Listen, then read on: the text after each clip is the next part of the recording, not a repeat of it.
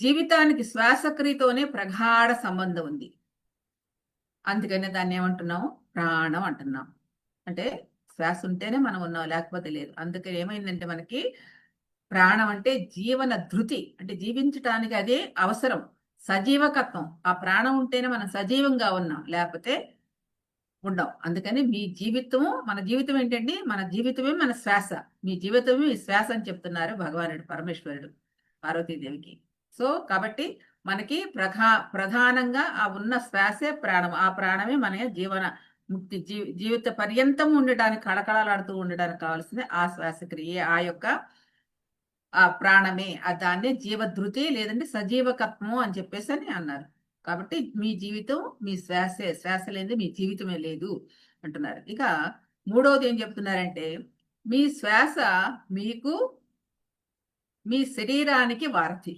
చూడండి, శ్వాస ఉంటేనే శరీరం మంచిగా పనిచేస్తుంది, లేకపోతే శ్వాస లేకపోతే శరీరంతో పనే లేదు. ఇక అది నిర్జీవం. కాబట్టి మీకు మీ శరీరానికి వారధి ఎవరు? శ్వాస. మిమ్మల్ని మీ శరీరంతో కలిపి ఉంచుతుంది. అంటే మనల్ని కలిపి ఉంచేది ఏంటండి? ఈ శరీరాన్ని, మనల్ని అంటే మన లోపల ఉన్న ఆత్మని కలిపి ఉంచేది శ్వాసే. కాబట్టి మీకు మీ శరీరానికి మధ్య వంతెనగా ఉండేది ఈ శ్వాసే. మిమ్మల్ని మీ శరీరంతో సంబంధించి మిమ్మల్ని ఉంచుతోంది, అది ఆ బంధించి ఉంచుతోంది ఆ శ్వాసే. కాబట్టి శ్వాసే మీకు విశ్వానికి ఉన్న మధ్య భారతి అంటున్నారు. కాబట్టి విశ్వమే మీకు లభించింది శరీరంగా. అంటే ఆ విశ్వం యొక్క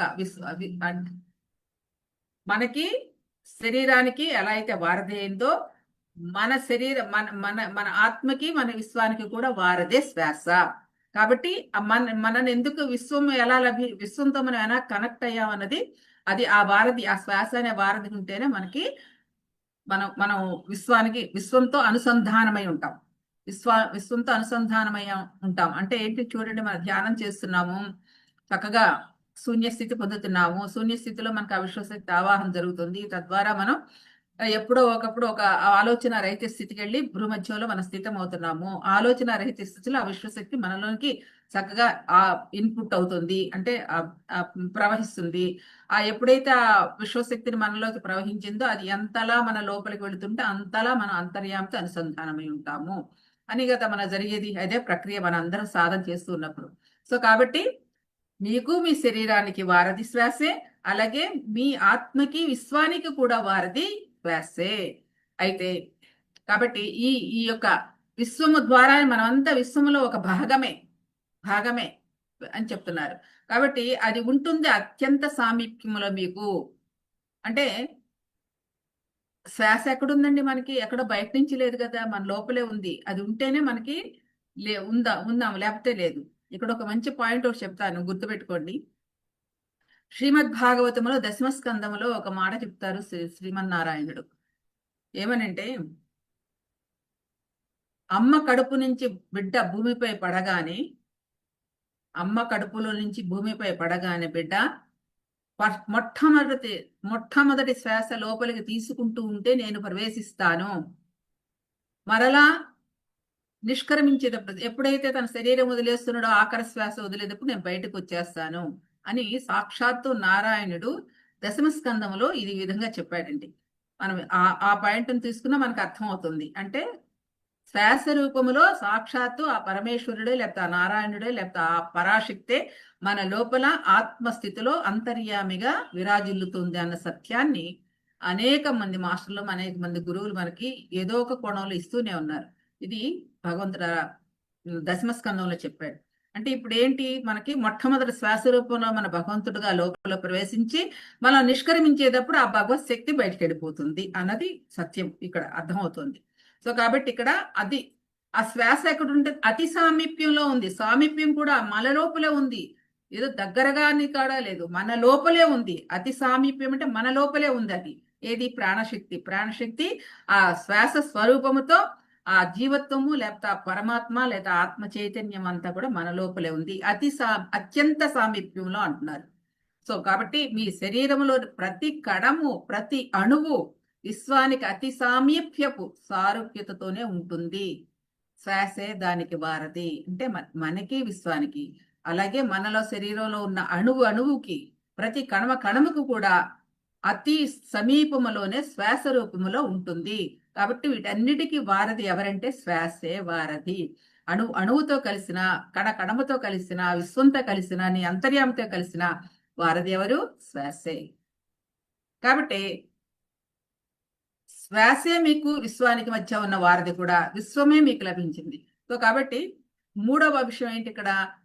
శ్వాస ఉంటుంది వారధిగా మీకు విశ్వానికి మధ్య. చూడండి, మీకు విశ్వానికి అంటే మన ఆత్మకి విశ్వానికి మధ్య, అలాగే కాలానికి మీకు మధ్య, కాలానికి అంటే సమయానికి మీకు మధ్య, అలాగే స్థలానికి స్పేస్కి మీకు మధ్య, స్పేస్కి, కాలానికి, అలాగే విశ్వానికి, ఈ మూడు విషయాల్లో కూడా అతి సమీపంలో అంటే మనలోనే శ్వాసే వారధిగా ఉంటుంది. మరొకసారి చెప్తున్నాం, శ్వాస ఉంటుంది ఎలా వారధిగా? విశ్వానికి మనకి మధ్య, కాలానికి మనకి మధ్య, సమయానికి మనకి స్థలానికి మనకి మధ్య. సో ఇట్లా వారధిగా ఉంటుంది శ్వాసే అని చెప్తున్నారండి. ఇక్కడ శ్వాసకు 2 బిందువులు ఉంటాయి. ఏమిటా బిందువులు? ఎక్కడ శరీరాన్ని, విశ్వాన్ని ముట్టుకుంటుందో అది తొలి బిందువు. అంటే ఎక్కడ శరీరాన్ని, విశ్వాన్ని ముట్టుకుంటుందంటే మన యొక్క శ్వాస స్పర్శ మనం అనుభూతి చెందడం, మన లోపల కావచ్చు, విశ్వంతో కావచ్చు. మన లోపల అంటే మన లోపల అంతర్యామితో స్పృశించినప్పుడు కావచ్చు, విశ్వంతో స్పందించినప్పుడు కావచ్చు, అప్పుడు ఉంటుంది మన ఈ 2 బిందువుల మధ్య. అంటే మీ అంతర్యామితో స్పృశించినప్పుడు, విశ్వంతో స్పృశించినప్పుడు అది ఉంటుంది మీ లోపలే. అది తొలి స్పర్శ, తొలి బిందువు అని చెప్తున్నారు. ఇది కొంచెం బాగా సాధన చేసే వాళ్ళకి విషయాలు బాగా అర్థమవుతాయండి. ఇది నిజంగా చెప్పాలంటే చాలా అద్భుతమైన విషయము. కొంచెం కష్టపడినా మీరు కొంచెం మరొకసారి అర్థం చేసుకుంటే మనం తీసుకునే ఈ శ్వాస మీద ధ్యాస అనే దాని యొక్క ఆ ప్రక్రియకి ఎంత అద్భుతమైన సత్యం ఉందో సాక్షాత్ పరమేశ్వరుడు పార్వతీదేవి చెప్తున్నాడు. అంటే ఇది సనాతనమైనది. పత్రికారు ఇచ్చారంటే అది సనాతనమైనది, సనూతనమైనది. శ్వాస అప్పటికి ఇప్పుడు ఒకటే. అదే చెప్తారు కదా, అజోనిత్య శాశ్వతోయం పురాణం నహన్యతే హన్యమానే అని శరీరే అని చెప్పి మనకి భగవద్గీతలో చెప్తారు. పుట్టుక లేనటువంటిది, సత్యమైనది, సనాతనమైనది, సనూతనమైనది, పురాతనమైనది అని చెప్తారు భగవానుడు. అంటే ఆత్మ ఎప్పటికీ చావు లేనటువంటిది, అలాగే పుట్టుక లేనటువంటిది, అలాగే సనాతనమైనటువంటిది, అలాగే పురాతనమైనటువంటిది, అలాగే సనాతనమైనటువంటిది.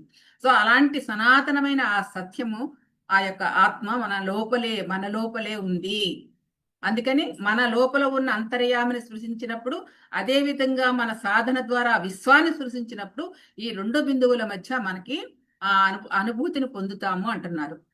కాబట్టి ఎక్కడ మిమ్మల్ని విశ్వానికి అతీతాన్ని సృష్టిస్తుందో అదే 2వ బిందువు. అంటే మన లోపల నీ అంతర్యామిని సృష్టించినప్పుడు ఒక బిందువు, విశ్వాన్ని సృష్టించినప్పుడు ఒక బిందువు. ఈ 2 బిందువుల మధ్య మీకు ఆ విశ్వం మిమ్మల్ని కలుపుతుంది, ఆ శ్వాస మిమ్మల్ని కలుపుతుంది అంటున్నారు.